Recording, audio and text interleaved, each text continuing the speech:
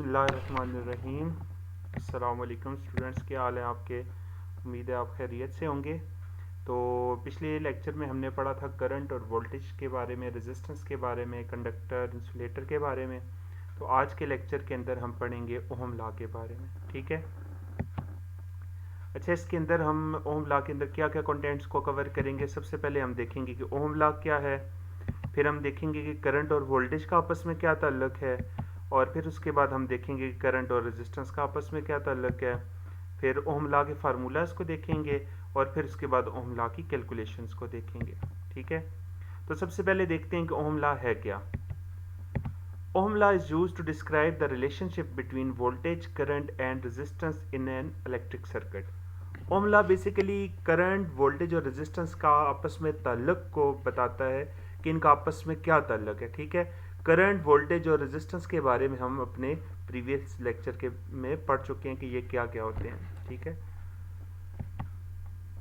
अब ohm law में देखें, सबसे पहले हम देखेंगे कि करंट और वोल्टेज का आपस में क्या ताल्लुक है, ठीक है। According to Ohm law, in a electric circuit, current is directly proportional to applied voltage. इसका क्या मतलब है कि किसी भी इलेक्ट्रिक सर्किट में करंट का और वोल्टेज का आपस में डायरेक्टली प्रोपोर्शनल है। रिलेशनशिप क्या है? बराह रास्त मुतनासिब है। इसका मतलब क्या होता है कि अगर एक चीज़ हम बढ़ा दें तो दूसरी भी बढ़ जाती है, और एक चीज़ कम कर दें तो दूसरी भी कम हो जाती है। It's mean that if we increase voltage the current will increase, and if we decrease voltage current will also decrease. Ohm law का जो दूसरा पॉइंट है वो है relationship between current and resistance. अब देखेंगे कि करंट और रेजिस्टेंस का आपस में क्या ताल्लुक है। तो according to Ohm law, in a circuit current is inversely proportional to its resistance. इसका हम देखिए फार्मूले से जाहिर हो रहा है कि जो करंट है और रेजिस्टेंस है आपस में क्या है, इनवर्सली प्रोपोर्शनल है, ठीक है। तो इन्वर्सली प्रोपोर्शनल का क्या मतलब होता है कि अगर एक चीज़ हम बढ़ा दें तो दूसरी कम हो जाती है, और एक चीज़ कम कर दें तो दूसरी ज़्यादा हो जाती है। It's mean that if we increase resistance, इसका मतलब है देखें अगर हम रेजिस्टेंस की वैल्यू को क्या करते हैं, रेजिस्टेंस को इंक्रीज करते हैं, तो करंट जो है वो करंट विल डिक्रीज, कम हो जाएगी। And if we decrease resistance current will also increase, ठीक है। तो ये देखिए दो इक्वेशंस आपके पास बन गई थी। इसके अंदर ये इक्वेशन 1 है जिसमें करंट और वोल्टेज के ताल्लुक को बताया हुआ है, और ये इक्वेशन 2 है जिसमें करंट और रेजिस्टेंस के ताल्लुक को बताया हुआ है। अब हमें ये दोनों इक्वेशन को कंबाइन कर देंगे। By combining equation 1 and 2 we get, तो देखें I directly proportional to V over R.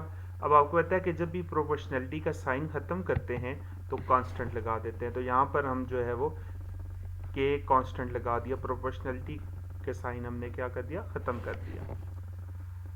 अब कांस्टेंट क्या होता है, ठीक है, कि अगर करंट, वोल्टेज और रेजिस्टेंस की वैल्यू को अगर 1 कंसिडर किया जाए तो के की वैल्यू भी क्या हो जाएगी, 1 हो जाएगी, ठीक है। अब देखेंगे कि ओम लॉ के फार्मूले जो है वो कौन कौन से हैं। तो बेसिकली जो है वो 3 फार्मूले हैं ओम लॉ के। एक सबसे पहले वोल्टेज फाइंड करने के लिए, फिर करंट के लिए, फिर रेजिस्टेंस के लिए। अब इसको आप ओम लॉ की ट्राइंगल से आप इसको कर सकते हैं कि कैसे जो है इन फार्मूलों को याद करना है। ऊपर वोल्टेज को रखें, ठीक है, यहाँ पर, और यहाँ पर करंट को, और यहाँ पर रेजिस्टेंस को।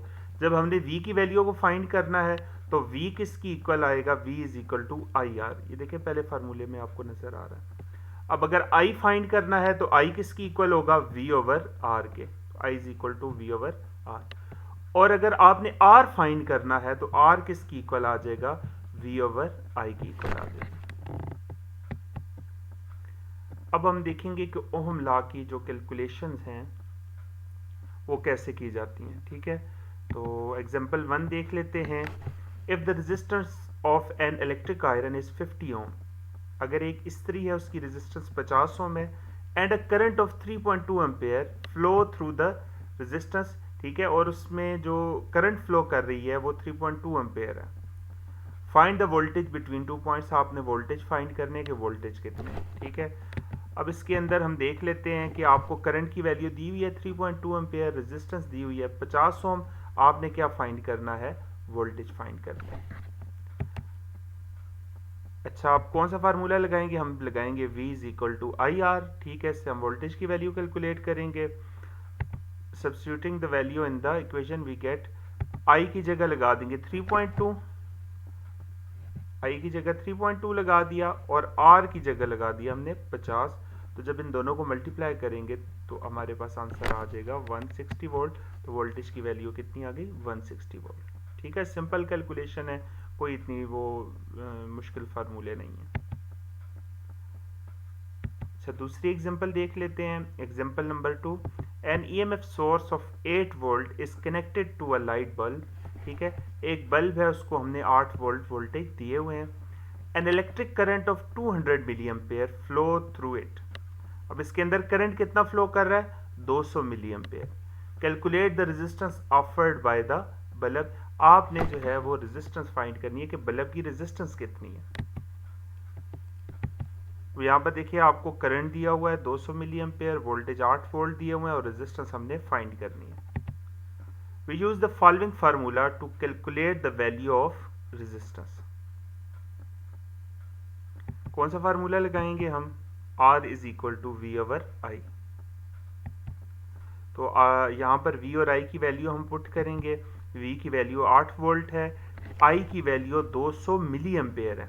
ठीक है ना, तो मिली एम्पेयर, ये देखें ये मिली एम्पेयर है, इसको एम्पेयर में चेंज करने के लिए 10 की ताकत -3 से 10⁻³ से मल्टीप्लाई कर देंगे। ठीक है, तो ये मिली ख़त्म हो जाएगा और इसका यूनिट एम्पेयर आ जाएगा। तो हमारे पास R का आंसर आ जाएगा 40 ओम। उम्मीद है ये इससे आपको कुछ ना कुछ समझ आ गई होगी ओम लॉ के बारे में कि कैसे इसकी कैलकुलेशन की जाती है। देखिए 3 चीज़ें, करंट, वोल्टेज और रेजिस्टेंस, कोई भी 2 चीज़ें दी होंगी तो तीसरी हम फाइंड कर लेंगे। एक असाइनमेंट के तौर पे एक क्वेश्चन दे रहा हूँ आपको मैं, तो उसको आपने खुद सॉल्व करना है, बहुत ही आसान है। A potential difference across 24 ohm resistor is 12 volt, what is the current through the resistance. आपने इस रजिस्टर के अंदर जो करंट फ्लो हुआ है वो फाइंड करना है, यानी आई की वैल्यू फाइंड करनी है और वी और आर की वैल्यू दी हुई है। ठीक है, तो ये आपने असाइनमेंट सॉल्व करके मुझे देनी है। अगर आपको कुछ सवाल है इस टॉपिक के बारे में तो आप कमेंट्स में पूछ सकते हैं, तो इंशाल्लाह मैं आपको जवाब दूंगा। बाकी व्हाट्सअप नंबर भी है मेरा, आप उस पर भी पूछ सकते हैं। ठीक है,